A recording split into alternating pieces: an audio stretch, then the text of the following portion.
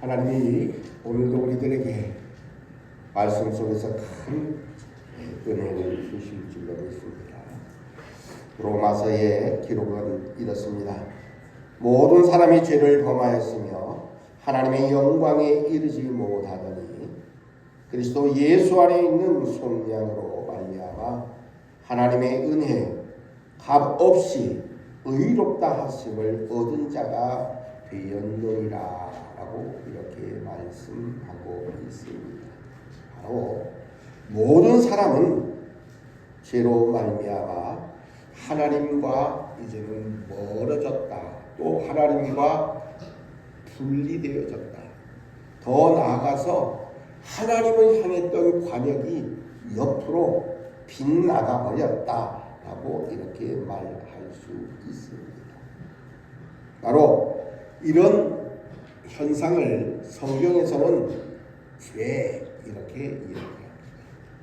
하나님과 떨어진 것, 하나님과 멀어진 것, 그리고 하나님을 향해 관역이 맞지 아니하고 옆으로 빗나가는 것을 죄라고 이렇게 성경은 말씀하고 있습니다. 근데 이 죄라는 것이 뭐 별거 아니야 라고 말할 수 있습니다만, 그런데 과연 별거가 아닐까요? 성경은 죄의 결국을 이렇게 말씀 속에서 가르쳐 줍니다. 죄의 싹은 사망이요. 죄의 싹은, 죄의 결과는 사망, 곧 죽는 겁니다. 그러나 그런 결과 속에서 하나님의 은사는, 하나님의 선물이 있는데 그것은 바로 그리스도 예수 우리 주 안에 있는 영생이라고 이렇게 말씀해 주고 있습니다. 하나님과 멀어지고 하나님과 떨어진 그것은 곧 죽음입니다. 그런데 그 죽음을 우리에게 영생으로 바꿔주신 이가 있습니다. 바로 하나님이 사랑하시는 독생자 예수 그리스도입니다. 그 예수 그리스도를 이 땅에 보내주셨던 겁니다. 그것이 곧 우리가 기다리는 이 대림절 기간 동안에 기다리는 곧 예수 그리스도십니다. 그것을 우리는 바로 기쁨으로 맞이할, 예수 그리스도를 우리는 기쁨으로 맞이할 준비가 되어져야 한다는 겁니다. 아무런 준비 없이, 아무런 생각 없이 그냥 될 대로 되라고 사는 삶에는 우리 주님이 또한 선물로 예수 그리스도가 이 땅에 오지 못한다는 겁니다. 그러므로 우리는 죄의 굴레를 끊어버리고 다시 하나님과 하나 되는 사는 삶의 모든 역사를 이루시기 위해서 예수 그리스도를 이 땅에 보내주신 겁니다. 오늘 성경 말씀을 보니까 2절에 베들레헴 에브라다야라고 이렇게 성경은 말씀해 주고 있습니다. 이 베들레헴은 바로 떡집입니다. 떡집이라고요. 왜 떡집일까 하는 겁니다.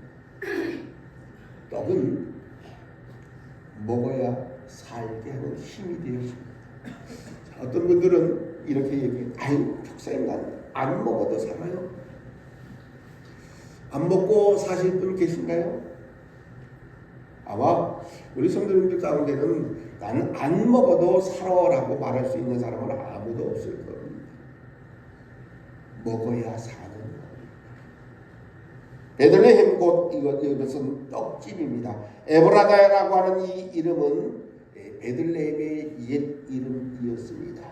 열매를 많이 맺음을 의미하기도 합니다.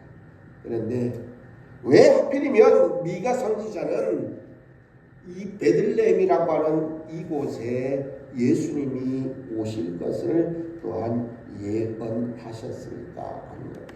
그것도 하루 이틀 전이 아니라 무려 700여 년 전에 이미 미가 선지자는 베들레헴에 하나님의 아들이 오실 것을 말씀 속에서 예언하고 있습니다. 바로 살리기 위해서 그렇습니다. 베들레헴은 바로 떡집을 의미합니다. 떡은 양식으로서 우리 사람들의 일상을 살아갈 힘을 주십니다. 그 어떤 사람도 양식을 먹지 않고는 살 수가 없는 겁니다. 그래서 하나님은 이 베들레헴 이곳에 일용할 양식을 만드는 떡집을 허락하여 주셨던 겁니다. 바로 영생하는 양식을 허락해 주시기 위해서 떡집에 곧 예수 그리스도를 이 땅에 보내주신 겁니다. 요한복음 6장의 성경은 이렇게 말씀합니다. 내가 산떡이다. 요한복음 6장 51절에 말씀하기를 나는 하늘에서 내려온 산떡이니 사람이 이 떡을 먹으면 영생하리라. 내가 줄 떡 곧 그 떡은 세상의 생명을 위한 내 살이라. 이렇게 말씀합니다. 바로 예수 그리스도가 이 땅에 생명을 영원한 영생을 허락해 주시는 산떡으로 오셨던 겁니다. 그래서 베들레헴에 오신 것을 말씀 속에서 가르쳐 주고 있는 겁니다. 바로 예수 그리스도를 인해서 우리는 일용할 양식만 구하는 인생이 아니라 영원한 양식을 먹고 참 생명을 누릴 수 있는 존재로 삼아 주시기 위해서 이 땅에 오셨습니다. 성경의 기록을 통해서 보니까 이 베들레헴은 곧 메시아가 탄생한 곳, 그것은 그의 선조인 다윗의 고향이기도 합니다. 사무엘상 16장에 보면 이 다윗을 하나님의 사람으로 선택하는 사무엘의 모습과 그 가정에 있어지는 모든 일들에 대해서 말씀하고 있습니다. 그런데 이 다윗은 이새의 8아들 가운데 제일 막내였습니다. 이 막내가 주로 했던 일 가운데 하나가 뭐냐 하면 열심히 이제는 양과 염소 등을 쳤던 목자의 목동의 일을 했던 것을 성경은 이렇게 말씀합니다. 이사야서 11장에 말씀합니다.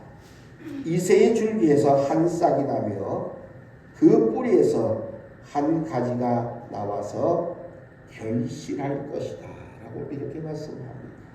바로 이새의 가정을 통해서, 더 나아가서 다윗의 가정을 통해서 바로 예수 그리스도를 이 땅에 보내주셨던 겁니다. 하나님께서는 어쩌면 목동 소년을 왕이 되게 하신 것처럼 보잘것없는 인생을 하나님의 자녀로 거듭나게 하셨다는 사실입니다. 이 베들레헴도 아주 큰 동네가 아닙니다. 제가 생각해 볼 때는, 우리 성도님들 어떻게 생각하실지 모르겠어요. 대한민국의 제일 큰 도시가 어디예요? 대한민국의 제일 큰 도시? 예? 서울? 부산? 대구? 어디? 인천? 광주? 어디?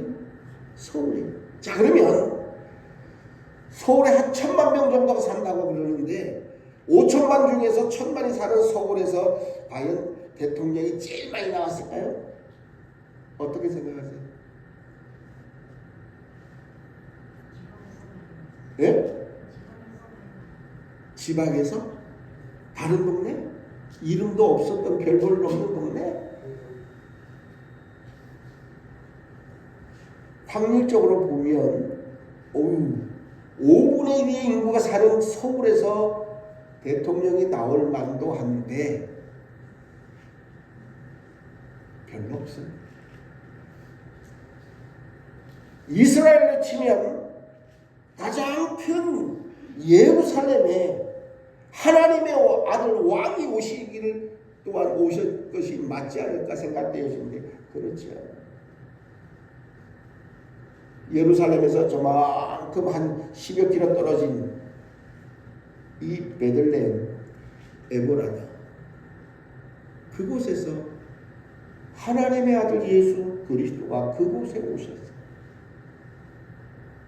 어쩌면 이름도 없고 별 볼 일 없는 곳 같은 그곳. 그럼에도 불구하고 하나님은 놀랍게도 그 베들레헴에 하나님의 아들 예수 그리스도를 온전히 탄생케 했다는 사실입니다. 여러분, 우리 원당리는 어떨까요? 아니, 연천군에서도 저 끝터리 맞아요? 별 볼 일 없는 동네 같아요? 하나님의 역사를 모릅니다. 하나님이 어쩌면 서울에서도 아니 연천군에서도 저 구석의 변방에 이 장남면에 아니 그 가운데서도 원당리에 누구를 세우는지 몰라요. 그 세움받을 사람이 누구인지도 몰라요. 작다고 아주 구석에 있다고 너무 기죽지 마세요. 하나님이 어떻게 누구를 들어서 쓰시는지 모른다는 사실입니다. 어쩌면 예루살렘 같이 뭐 커다란 동네에 돼야지. 그런데 그렇지 않아요. 하나님이 택하시면 별 볼 일 없는 것 같으나 별 볼 일이 있는 사람으로 하나님이 세우신다는 사실을 믿으시기를 바랍니다. 하나님이 누구를 하나님의 사람으로, 하나님의 일꾼으로, 하나님의 택한 백성으로 쓰시는지 몰라요. 당당하세요. 어깨를 피세요. 그리고 인상 쓰지 마세요. 늘 웃으세요. 어쩌면 베들레헴이라고 의아했던 이들도 있었을 겁니다. 그런데 하나님은 하나님의 독생자 예수 그리스도를 베들레헴으로 탄생케 했을 뿐만 아니라 그곳으로 사람들을 보내주셨습니다. 별을 연구하던 동방의 박사들도 별빛을 보고서 그것을 찾아갑니다. 목자들도 찾아갑니다. 곧 하나님이 원하시면 하나님은 그 모든 것을 능히 이루신다는 사실을 우리는 분명히 기억을 해야 합니다. 성경 한 구절만 찾아볼게요. 마태복음 1장을 한번 찾아볼까요?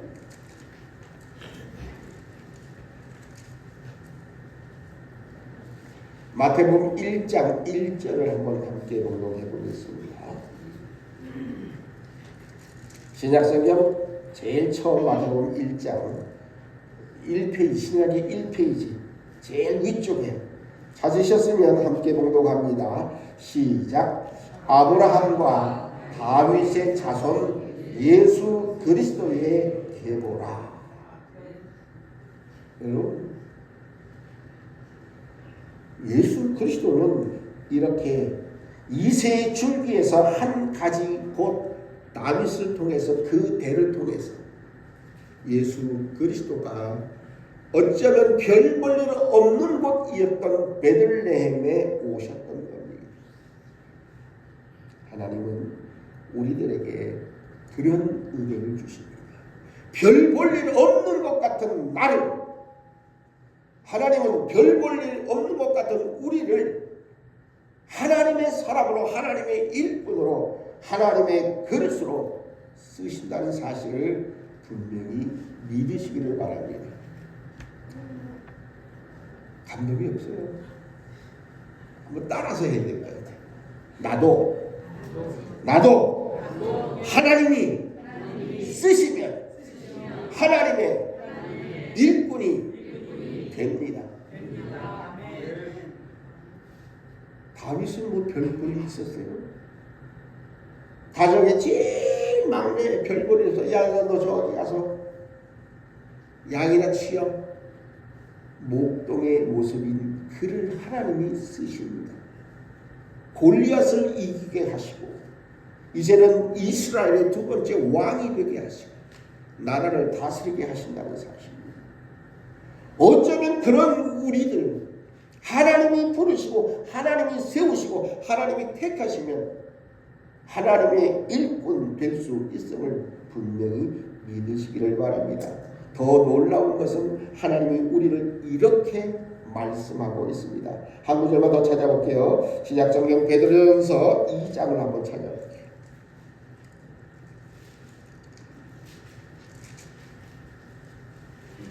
신약성경 베드로전서 2장 9절의 말씀입니다.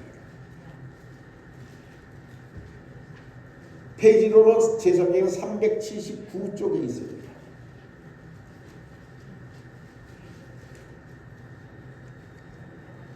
하나님은 우리를 이렇게 말씀하고 있습니다.